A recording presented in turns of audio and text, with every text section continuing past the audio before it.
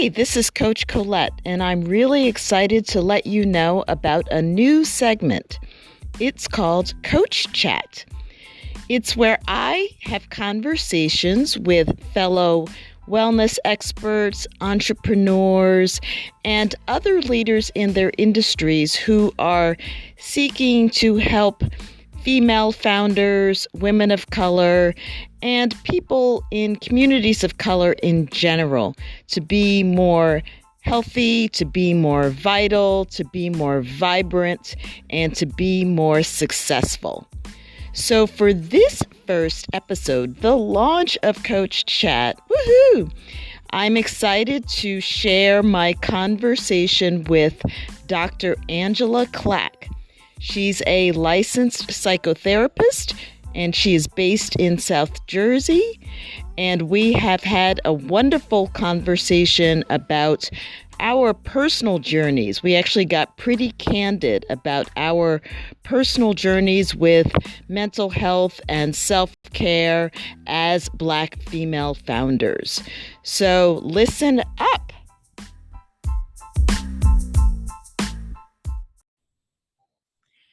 Hi, this is Coach Colette, host of the Start Within podcast, and I am really, really excited today to welcome in my guest, Dr. Angela Clack. She's a licensed psychotherapist based in South Jersey, and she and I met last year at the Resiliency Project Self-Care Symposium up in Hartford, Connecticut, and through our planning of that conference, I knew that I really wanted to continue the conversation with her.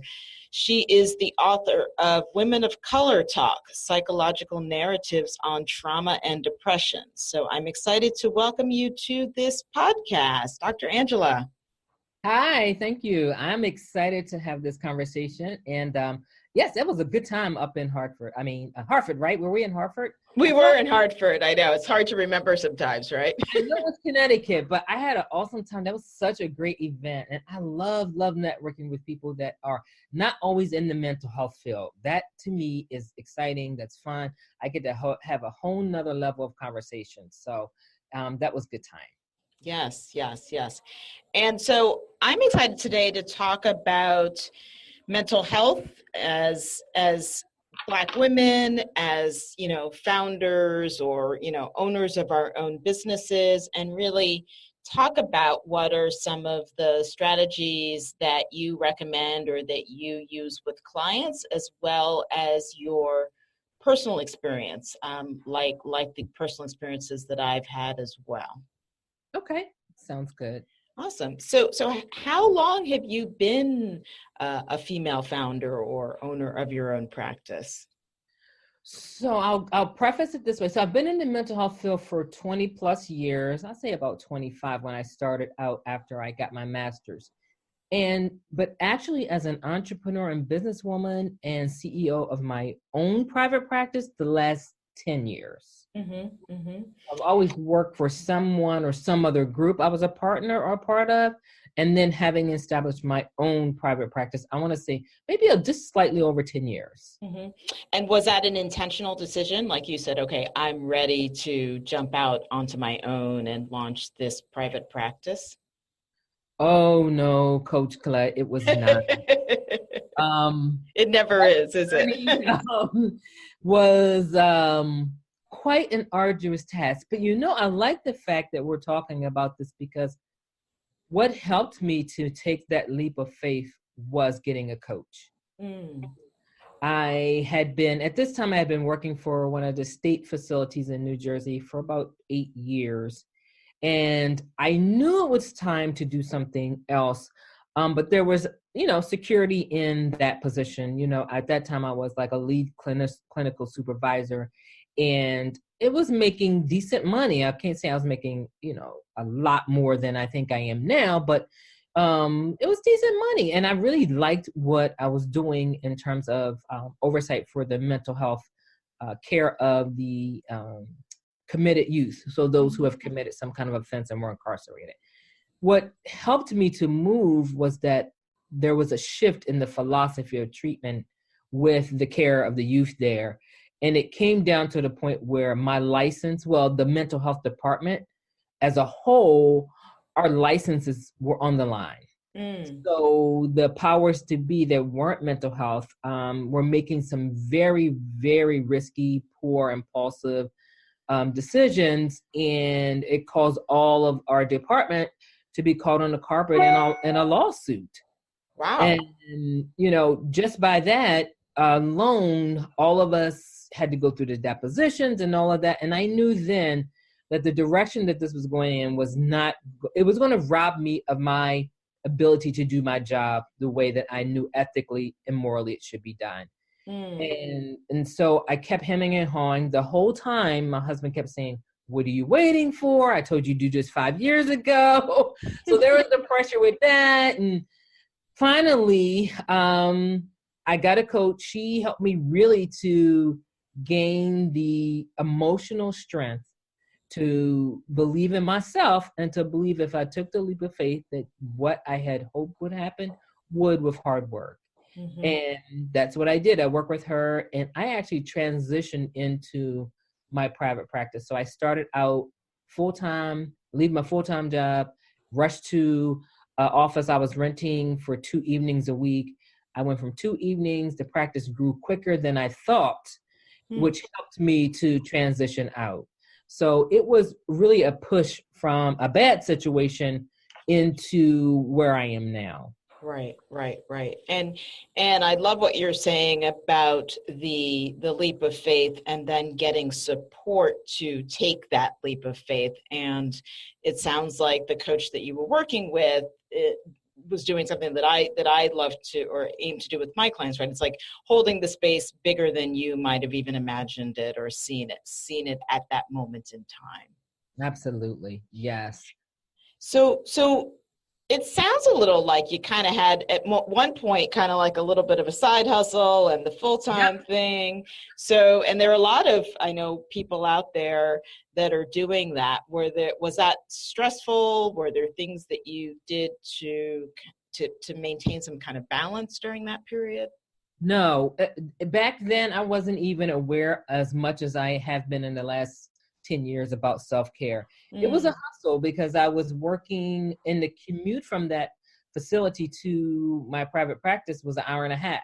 So I had to leave that place at a certain time, get through traffic and get to that office to meet my clients. And I was working until 8 or 9 o'clock at night. So 2 or 3 days like that was a hustle. And then, like I said, it grew faster than I thought.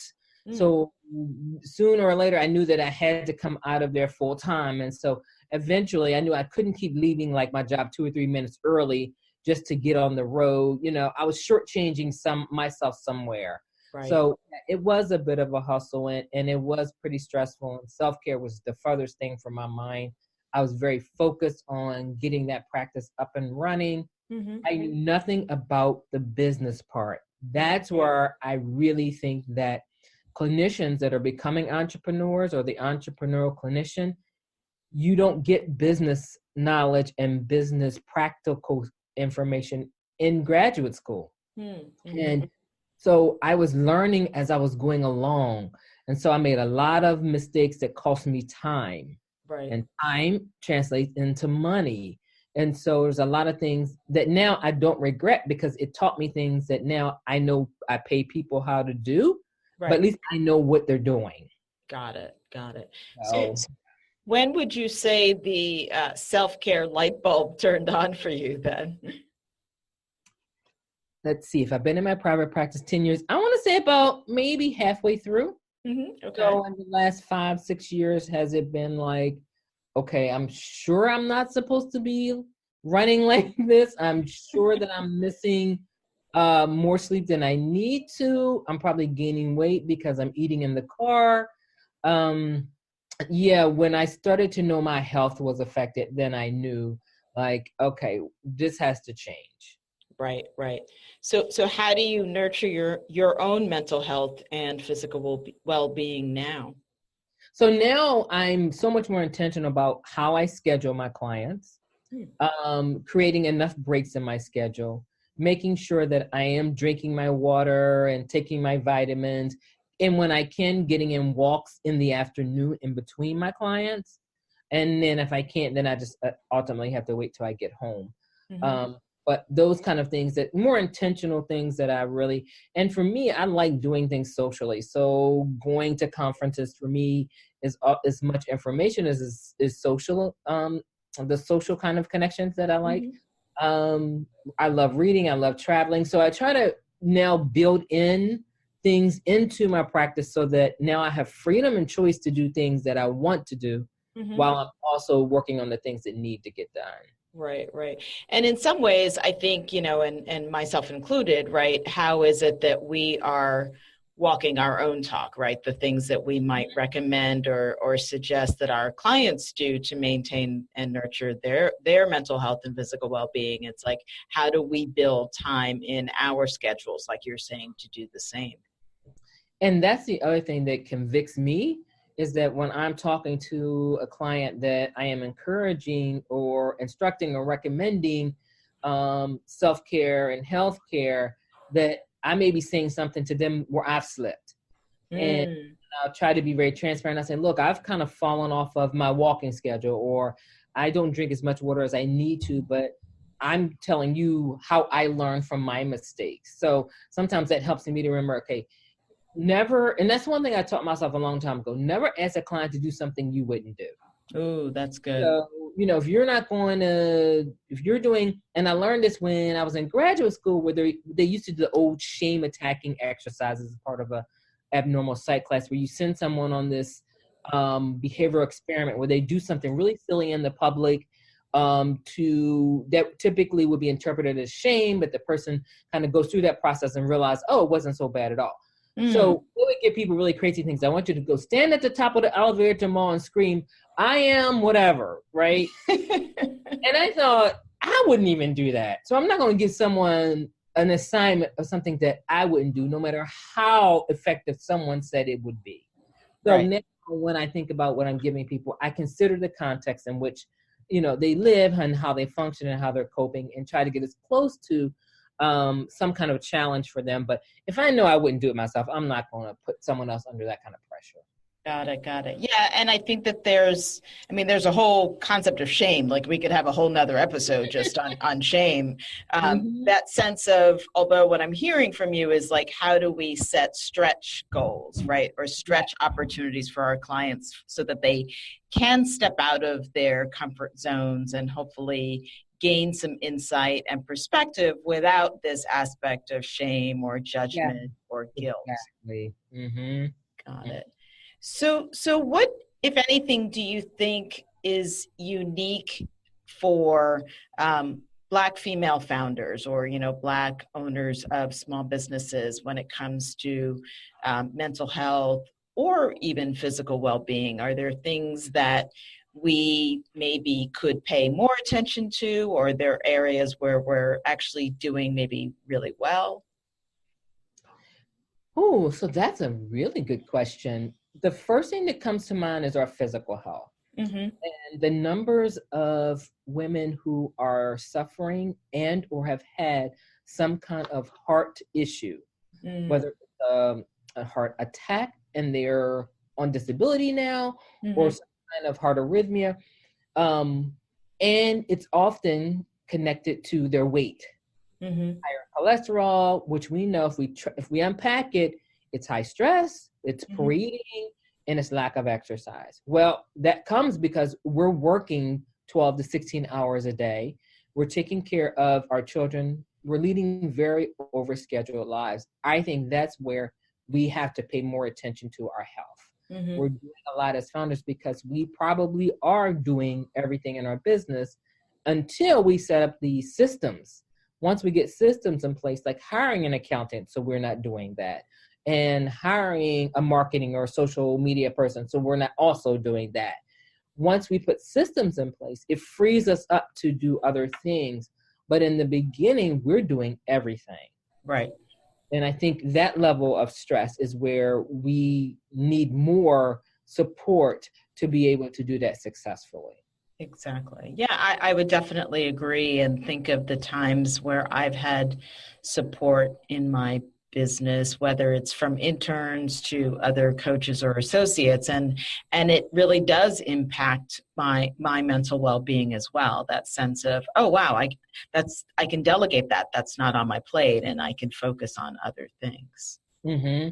And when we talk about support, like partner support, I have had women who have decided to, and sometimes it was the right decision, to leave a very hostile and stressful 9 to 5 and to move into something more entrepreneurial because they had the skill set. It was just a startup and they don't have their partner support. Mm-hmm. So that's an additional stress where you're constantly being asked, well, what did you do today? How much money did you make today? You know, while you're trying to start that up, not having partner support. For me, that made all the difference. And my husband has always been supportive because he's always been an entrepreneur.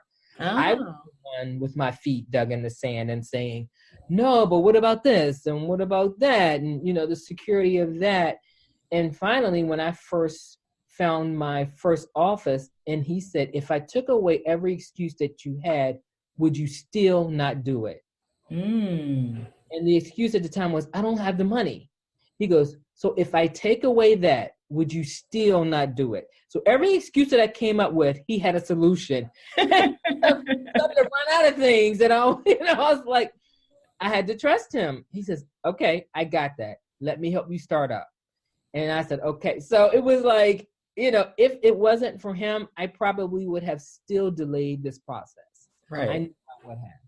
Right. That's interesting. I always say my journey to entrepreneurship was a little bit of a different spin, where the universe, I was right size, downsize, left size from 2 other full-time opportunities. That was how I ended up in this world of entrepreneurship. So it's kind of funny that it's like we're both taking leaps of faith in different ways, and then having the support of, you know, I've worked with coaches too, you know, it's sort of like walking my talk, and it is interesting, that sense of support. And for some, it might look like, you know, a love relationship. Others, it might be a friend or other communities. Like you said, I know you like to go network with other people in our industry. Mm-hmm. Yeah, exactly.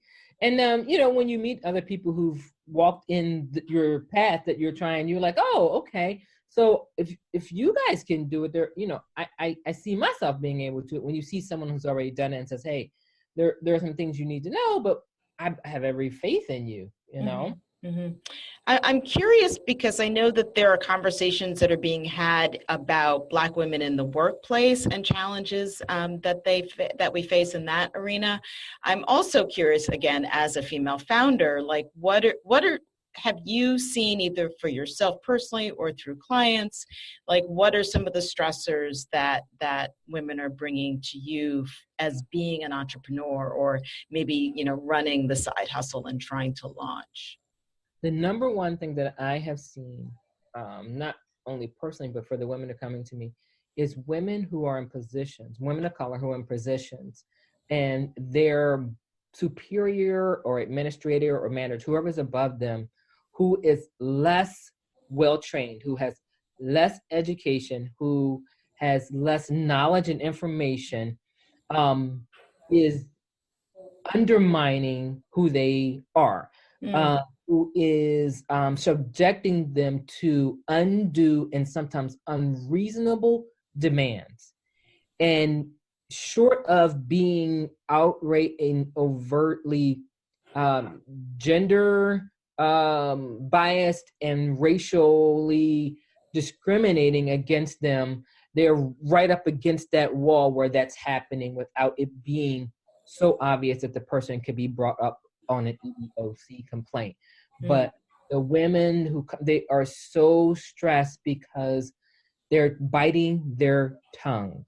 They don't want to be the angry Black woman. They don't want to show out on the job, but they're being looked over, passed over for promotion. They are not being hired when other people from the outside with less experience are coming in, and they are just holding stress in. Right. They have nowhere to go. People don't understand. They come home, they talk to their spouses and say, hey, that's a good job. You better not lose that job. Not even supporting that woman in what she's going through. Right. And that has been the most difficult place and space even in my own world, where you feel so disregarded and disrespected, and as if you don't have the expertise to make the decisions that you know how to make because someone else says they know better than you. Mm-hmm, mm-hmm. Right. And I think what's the unique twist, at least in my experience, being from the entrepreneurial perspective, is that so whereas, yes, I'm running my business, then I am still responsible for attracting new clients. And I'm talking a little less about my B2C, like my coaching clients. I'm thinking more about the work that we do with companies and organizations. So there is that perspective of, for me or other female founders, right? You're not necessarily sure when you don't get a bid or, you don't get the project, right? What were the reasons for that decision? And so I think that, there are lots of challenges for women in the workplace. Exactly what you said, spot on, 100%. And then as the entrepreneur, there's also this kind of other ambiguity because, well, okay, we don't really know why that contract didn't pan out. So there's a different level of sometimes uncertainty, unless it's, a warm lead where, I know someone at the company and I can be like, hey, what happened here? Mm-hmm. Mm-hmm. Interesting.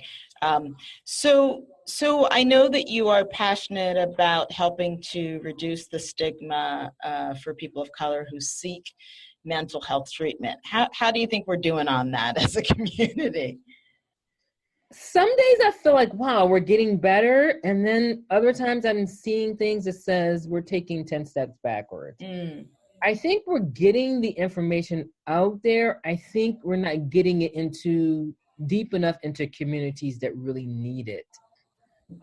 So while I see tons of articles and outlets on social media, I don't know if the neighborhood down in South Philadelphia or in North Philadelphia has access to mental health, information.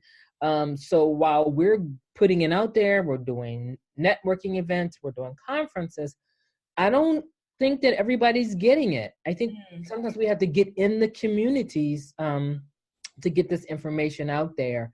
I know that there are groups here, I can speak to like Philadelphia and New Jersey, and maybe a couple other places where I know that I'm working more directly, but they're doing so much to give in their community. So the work is there. I just think we have a ways to go, but I think it will be ongoing because as we know recently, we've had two people who survived one traumatic event to later we find out maybe this week and last week have taken their life by suicide. Right.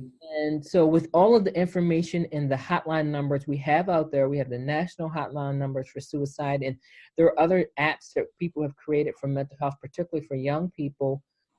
That is still becoming a choice. And it should never be that way, that people are so tormented by traumatic events and depression and other mental illnesses that for them to alleviate pain is to not be around anymore. And so I know that I can speak to my community. I know more and more people of color are calling and they're showing up for psychotherapy and they are doing their work here. I love it.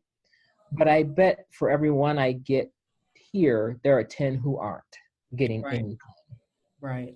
So if for any, we're talking a little bit more about female founders, but for anyone that's listening to this, what tips or suggestions would you have, or maybe even better, like kind of what are the warning signs, would you say, around whether it's high stress, chronic stress, like what should we be looking out for in ourselves?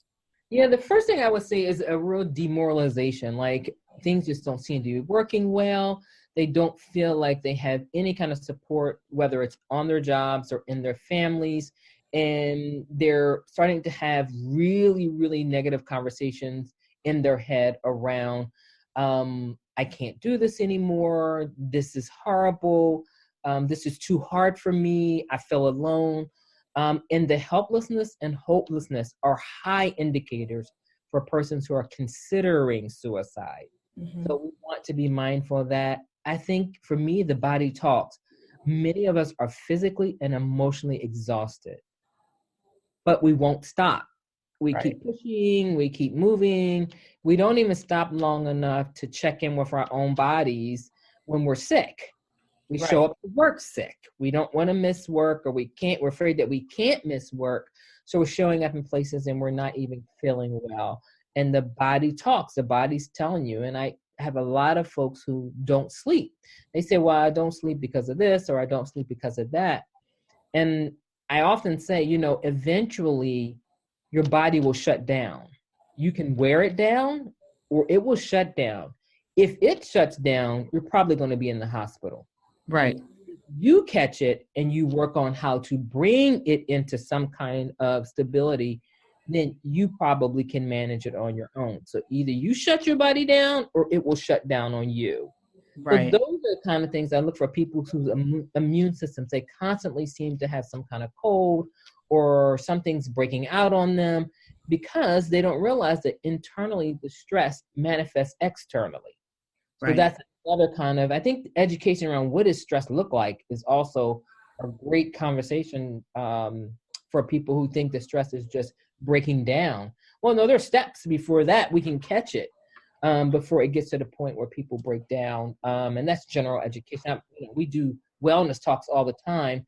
But I think we are in this world where everything is happening and should have happened yesterday. Right. And again, for founders, that extra pressure of, and particularly if you're a solo founder, right, that sense of if I don't do it, it won't get done. And then the flip side of that, like you're saying, yes, the body keeps score. So, but if you don't make those different choices, right, then there's the consequences of, okay, now I'm taken down. So then there's the long-term implications to your business for that. So it's kind of like taking the quick break versus getting completely taken out and then having to, take months off. Yeah. Here's the mistake I made many years ago that I stopped. I used to think that work really hard from January through November, and then save your little vacation for December, because most people take off. Kids are off on holidays, and I wouldn't take much time off at all. And so I thought, wow, you're working 11 months waiting to get to December so that you can have some time off. And I realized that over the years, by the time I reached October, I was sick. And this happened 2 years in a row before I really figured it out. Like, it's because you're stretching yourself too far before you take a break. Right. And so as an entrepreneur, that's what I was doing. I was like, well, I got to build up this fund, or I got to build up this time, or people are calling and I have to take and meet them. And so I was letting the business run me and not me running my business. Oh, that's amazing. That's a great quote, I think. And we all, and I'm raising my hand on that too. I have definitely fallen into that mode. And I think it's the awareness of it, right? Recognizing that there might be crunch times, right? And then, right, not letting the crunch time be 11 months. Yeah, exactly. Got it. So within that context, I ask all of my guests to share, what does start within mean to you? So start within for me is looking at what's happening inside of me in terms of my thoughts and in my body, and start within in terms of if I want to make changes, whether it's in my health, whether it's in my relationships or my business, I have to start within me. On the old cliche of the man looking in the mirror, I feel like it's the same way. You start within to work without. So I can't give to others what I don't have, or what we say we can't pour into others when our cup is empty. Right. So starting within for me is looking at what I have to offer, what I have in terms of my value, putting a worth on that, and then being able to give that out. That's beautiful. Thank you. That's awesome. Thank you for sharing that Yeah. definition for you. So I know we've had a lots of things, and I'm definitely going to think of a way we're going to have another conversation together really soon, just to keep this conversation going. So how can people learn more about you and the work that you're doing, and if they wanted to perhaps take advantage of your services? So I'm in New Jersey, in case people are listening all over the U.S. and abroad. I'm in the state of New Jersey. I can be found on social media at Clack Angela, which my last name is Clack, or Dr. Angela Clack. I also have my website, which is www.clackassociates.com. And then I'm now working to build up my YouTube channel, because that's one that I had not paid much attention to. So I'm working on that one now. And that is under my first name as well, Angela Clack. Fantastic. Well, I'm so glad that we spent this time together. I want to thank you for the work that you are doing to support the mental health and well-being for people in your community and beyond. Yes, and I have appreciated. I really appreciate your questions. I'm thankful for the questions that are getting people to think about mental health, and even for me, I love some of the questions and the way that they came out. Even things came out of me today that I hadn't even thought more about. So I love when it generates the creative space in me. So thank you so much for the interview and for the opportunity to be a part of your community. Oh, it's my pleasure. And so we're excited to continue the opportunity to chat. And until then, everyone, remember to start within to finish strong.